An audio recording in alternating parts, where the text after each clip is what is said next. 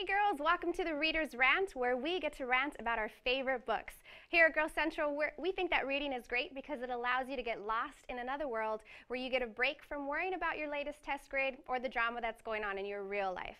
Today, I'm excited to introduce you to our special guest, Lucinda.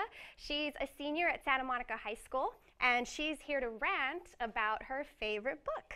But before we do that, Lucinda, why do you like to read?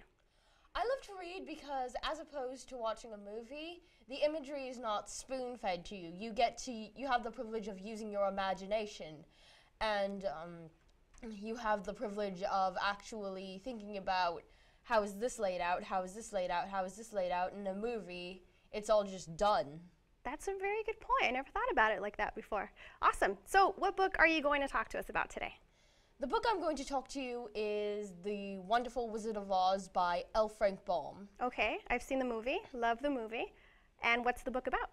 The book is about 9-year-old Dorothy Yale, who lives in Kansas and is swept away in her house by a cyclone into the land of Oz. Wow, okay, and then what happens? And then she meets a talking scarecrow who wants a brain, a woodsman made entirely out of tin who desires a heart, and a cowardly lion who desires courage. Wow, okay, so what's the moral of the story? What's the biggest thing that you got from it? I'd say reading the part where they find out that the wizard is a phony and can't give them the things that they want, I'd say don't trust people based on hearsay. Actually get to know them for yourself.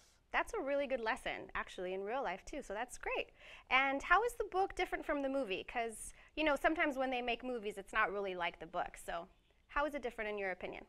I could witter on for days about how it's much different from the original source material, but I'm just going to talk about a few of the major differences. Okay.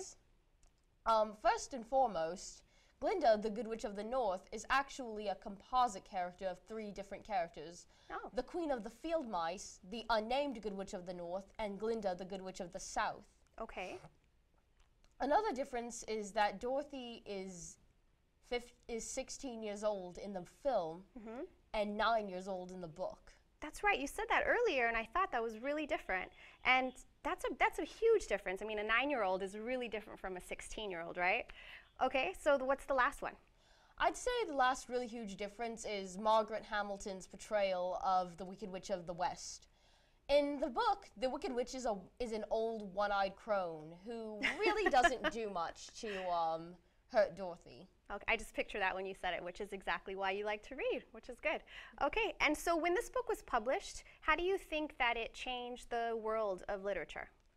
For its time, this was very, very new. Of course, Alice's Adventures in Wonderland, which I'll get to in a different episode, sort of paved the way for this book. Okay.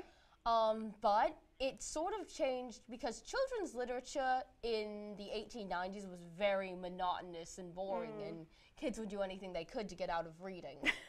L. Frank Baum and Lewis Carroll took the initiative to make children's literature interesting. And I think they did a really good job because this book, for example, doesn't just appeal to children, but it appeals to people of all ages, right? Exactly. So we know you love the book, but I have to ask, do you recommend the book for everyone out there? Absolutely. I give this book a 7 out of 10. Awesome.